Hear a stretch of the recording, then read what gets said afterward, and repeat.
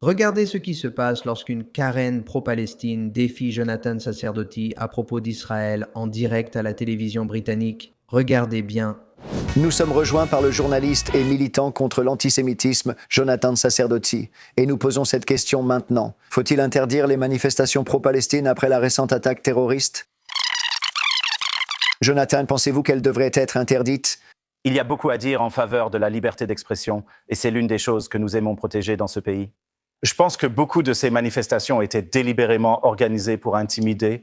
Elles ont été organisées de façon très ostentatoire pour occuper un maximum d'espace, faire du bruit et effrayer le plus de gens possible. Et je pense qu'en conséquence, certainement ces manifestations et la forme qu'elles prennent, ainsi que tout le soutien au terrorisme affiché, que ce soit par des drapeaux de groupes terroristes ou des slogans appelant à l'intifada, référence aux campagnes terroristes menées par les Arabes palestiniens en Israël, ayant causé des centaines de morts.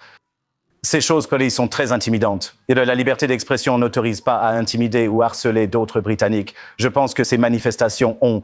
En effet, les dirigeants qui ont récemment été reconnus coupables dans cette affaire judiciaire ont été condamnés pour avoir enfreint les conditions imposées par la police qui leur demandait de ne pas faire passer cette marche. Près d'une synagogue, un matin de Shabbat, alors que des gens priaient, ils ont enfreint la règle et ont été reconnus coupables. Ces marches ne concernent pas la liberté d'expression, mais cherchent à intimider. Personne n'a le droit d'intimider les Juifs britanniques.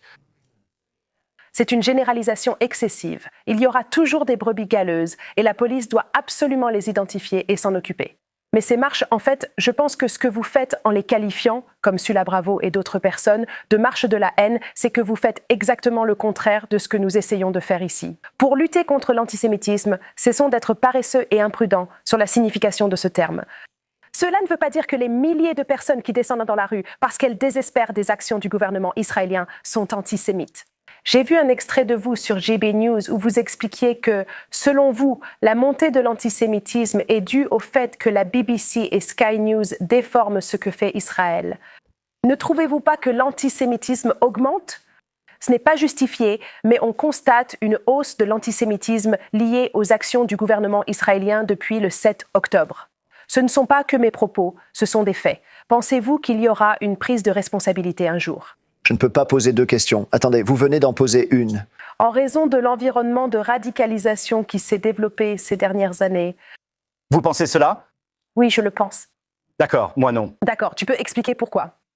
Pourquoi je ne pense pas ça? Pourquoi penses-tu que la BBC et Sky News créent de l'antisémitisme?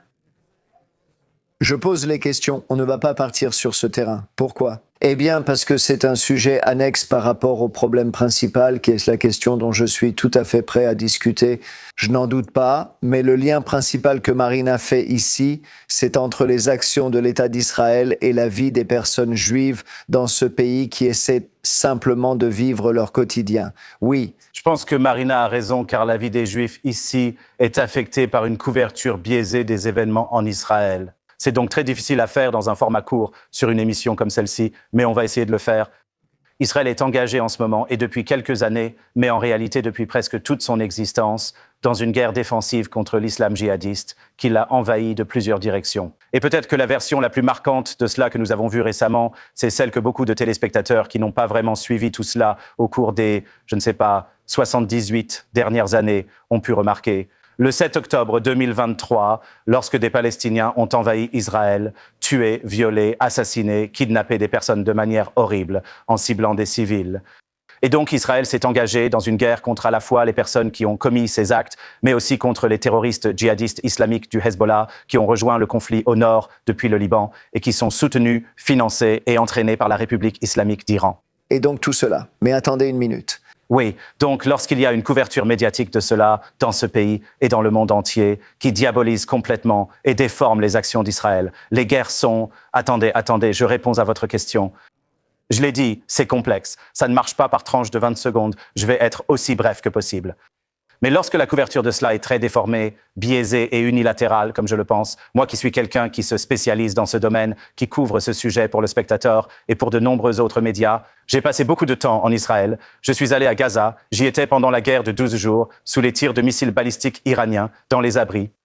Quand cela est déformé et unilatéral, cela signifie que les gens dans les rues en Grande-Bretagne comprennent souvent mal ce qui se passe et utilisent ensuite cette incompréhension et cette diabolisation d'Israël, beaucoup d'entre eux, comme un paravent et un prétexte pour attaquer les Juifs. Ils n'ont pas à faire passer ces manifestations devant une synagogue un matin de Shabbat, quand les gens prient.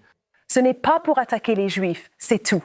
Pour moi, la personne qui contribue réellement à cette montée de l'antisémitisme, c'est Benjamin Netanyahou et le gouvernement israélien, parce qu'ils essaient de rendre impossible la distinction entre la critique d'Israël et l'identité juive. Eh bien, ne devrions-nous pas simplement commencer ? Il est actuellement en train d'envahir le Liban et de raser le Liban. C'est après son général. L'action au Liban est due aux missiles lancés depuis des décennies chaque mois sur le nord d'Israël. C'est ça la guerre. Nous lisons, jour après jour, que des enfants sont pris pour cible par des snipers. Nous lisons que des travailleurs humanitaires sont visés, ensevelis sous les décombres. Ils ne sont pas visés, c'est précisément le point. Vous lisez une version très déformée des faits.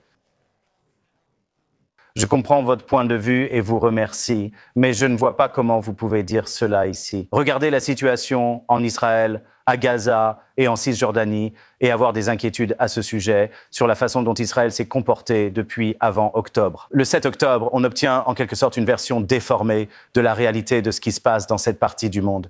Je pense que tous les camps ont l'air plutôt mauvais. Je pense qu'il est assez ridicule que les personnes du côté pro-Israël disent qu'Israël ne fait rien de mal, tout comme je pense qu'il est assez ridicule que les personnes du côté pro-Palestine disent que la Palestine et les Gazaouis ne font rien de mal. Je trouve que tout cela semble sale de tous les côtés. Prétendre que Netanyahou et son administration sont irréprochables n'aide pas la cause pro-Israël. On m'attribue beaucoup de propos, mais je n'ai jamais affirmé qu'Israël était sans faute. Je n'ai pas dit que Benjamin Netanyahou ne fait rien de mal. Alors, que penses-tu qu'ils font de mal ? Que reproches-tu à leurs actions ? Je croyais qu'on parlait de la hausse des attaques antisémites après les agressions contre des Juifs à Golders Green, mais je suis ravi de parler de la mission. Nous évoquons la cause de la montée de l'antisémitisme. Une grande part est motivée par la géopolitique. Je comprends. C'est le format habituel sur de nombreuses chaînes de télévision britanniques, un contre tous. Et quand j'essaie de répondre à la question, vous demandez ce que je fais, mais vous m'avez posé une question et j'essaie d'y répondre. D'accord, alors laissez-moi le faire. Que font-ils de mal en Israël selon moi ? Est-ce que c'est ce que vous voulez dire ? Pensez-vous que Netanyahou et Israël agissent mal avec les Palestiniens, à la fois en Cisjordanie et à Gaza, s'ils venaient ? D'accord. Quelle politique de Benjamin Netanyahou nuisent aux Palestiniens ? Nous sommes en suspens. Encore une fois, nous entrons dans une ambiance plus froide. Tu es d'accord avec ça ? Tu es pour ça ? Est-ce que je suis pour la peine de mort ? Oui. Ils parlent des Palestiniens. J'ai rédigé une chronique à ce sujet qui expose mon analyse, ce qui sera sans doute plus clair pour vous que ce qu'on peut expliquer ici. Mais je ne suis pas particulièrement... Non, je ne suis pas en faveur de la peine de mort, nulle part dans le monde, en fait. Mais je comprends comment, dans une société comme Israël, où des terroristes palestiniens enlèvent régulièrement des gens afin de les échanger contre des terroristes qui sont emprisonnés, condamnés pour des attentats en Israël, et des familles de victimes sont à l'origine de cette demande de loi qui ne sera probablement pas appliquée à cause de la Cour suprême israélienne. Mais je ne comprends pas le lien avec des Juifs poignardés à Golders Green, des synagogues incendiées et des ambulances juives attaquées au cocktail Molotov. Vous me dites que les médias britanniques, dont vous, non, je suis arrivé ici, et la première chose que vous avez faite, c'est une tirade sur ce que j'avais fait sur une autre chaîne en parlant des attaques contre les Juifs. Vous parlez à quelqu'un qui a grandi dans ce pays sans jamais se sentir différent des autres. Je suis le fils d'un survivant de la Shoah qui s'est caché pendant la guerre et a échappé à l'anéantissement nazi.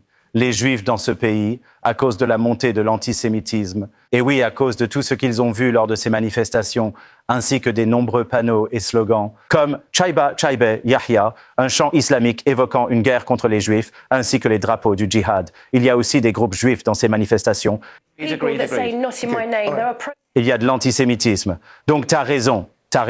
Toute notre expérience est complètement invalide parce que Marina connaît des Juifs qui participent à la marche. Tu sais, Marina, honnêtement, c'est vraiment le plus antipathique. L'attitude la plus insensible à côté de laquelle j'ai eu le malheur de m'asseoir dans une émission de télévision britannique alors qu'une société est en proie à des gens qui ciblent littéralement les Juifs pour des agressions au couteau, des incendies criminels, des meurtres dans ce pays. Et tu es en train de me dire que je suis déraisonnable à cause de quelque chose que tu m'as entendu dire sur Israël, sur JB News. Franchement, regarde-toi dans un miroir. Tu as pointé du doigt les manifestations en disant que ce sont des marches de la haine. Je dois répondre à ça. Je dois répondre à ça. Ils ont dû recouvrir d'une bâche bleue le mémorial de l'Holocauste à Hyde Park parce qu'une de ces manifestations allait passer à proximité. Et tu me dis qu'ils n'étaient pas inquiets qu'il puisse y avoir un élément antisémite là-dedans. Je connais des personnes juives dans ce pays qui n'ont pas pu aller à la synagogue, qui n'ont pas pu aller en ville. De ton point de vue, Israël doit assumer une certaine responsabilité dans ce fléau. Malheureusement, oui. D'accord, Jonathan, sur quoi précisément n'es-tu pas d'accord? Puisqu'elle l'a formulé ainsi, je pense que tu partages certains points. J'ai un peu décroché, désolé. Je ne suis pas d'accord avec la plupart de ce qui a été dit. Je veux dire, si on est là pour discuter des subtilités de la politique israélienne et de ses répercussions sur la diaspora, ça me va. Je ne sais pas si tu préfères. Est-ce que tu ne le vois pas? Je ne sais pas si elle préférerait Naftali Bennett ou Yair Lapid, ou si ce sont les politiques de Benjamin Netanyahou avec la réforme judiciaire en Israël, ou si c'est la conscription des Haredim. Je ne sais pas quels aspects de la politique israélienne elle... dans la politique israélienne. Si vous n'écoutiez pas, permettez-moi de revenir sur ce qu'elle a dit. Je vois souvent Marina et elle parle surtout du traitement des gens à Gaza durant la guerre. Je ne connais aucun autre homme politique israélien qui ne le ferait pas après l'invasion d'Israël par les Palestiniens le 7 octobre, après avoir tué des enfants devant leurs parents et inversement. Après qu'ils ont violé des personnes vivantes et mortes, après qu'ils ont coupé les seins de femmes en les déshabillant, après qu'ils ont enlevé des gens, des bébés aux survivants de la Shoah, jusqu'aux grands-parents, et les ont pris en otage. Je veux dire, j'ai rencontré l'un des otages il y a quelques semaines ici à Londres, Noah Agamani, étudiante à une fête dansante, kidnappée, détenue à Gaza pendant des centaines de jours.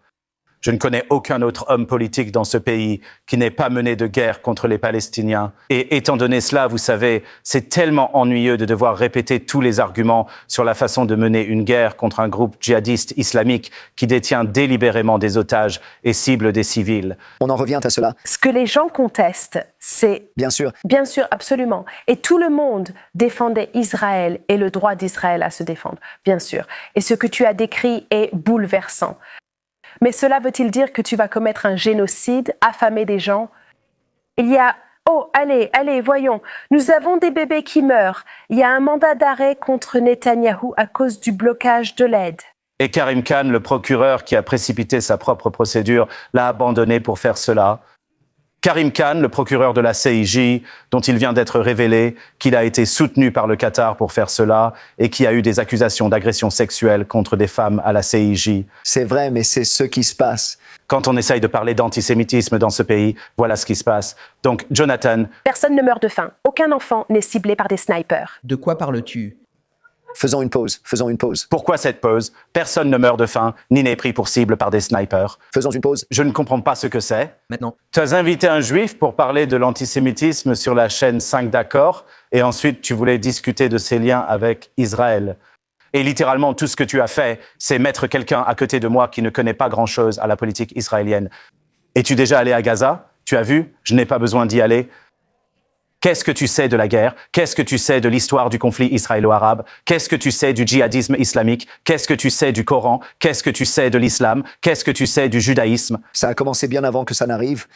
Oui, c'est vrai. Élie, tu es déjà intervenu, puisque toi aussi tu es assise ici. Je suis tout à fait disposé à discuter de ces choses, mais en discuter avec quelqu'un qui n'y connaît rien et qui ensuite t'attaque sur une discussion à propos de l'antisémitisme, c'est exactement pour ça qu'il y a un commentaire justifié de Jonathan. Marina, attends, j'ai appelé les anciens. Il y a maintenant un travail de génie ici de Jonathan Sacerdoti qui remet cette femme à sa place. Pour qui se prend-elle à imputer l'antisémitisme à Israël? Une attaque vient d'avoir lieu à Londres et elle veut pointer du doigt Israël comme si ces cinglés attaquaient les Juifs à cause de l'État juif. C'est peut-être vrai, mais ce n'est pas là que se trouve la responsabilité. Vous savez, ils attaquent peut-être les Juifs parce qu'ils peuvent utiliser Israël comme excuse, mais ce n'est qu'un prétexte pour leur antisémitisme profondément enraciné. Vous pourriez vous demander, pourquoi détestent-ils l'État juif? Eh bien, probablement parce qu'il est juif. Et en plus, comme le dit Jonathan, je pense que c'est la faute des médias qui présentent Israël comme un État particulièrement maléfique, ce qui encourage ce type de violence. Si vous continuez à déshumaniser le peuple d'Israël, à déshumaniser toute personne vivant en Israël, eh bien, il est facile de passer de là à déshumaniser les Juifs, puis à les attaquer. Merci d'avoir regardé et je vous retrouve dans la prochaine vidéo.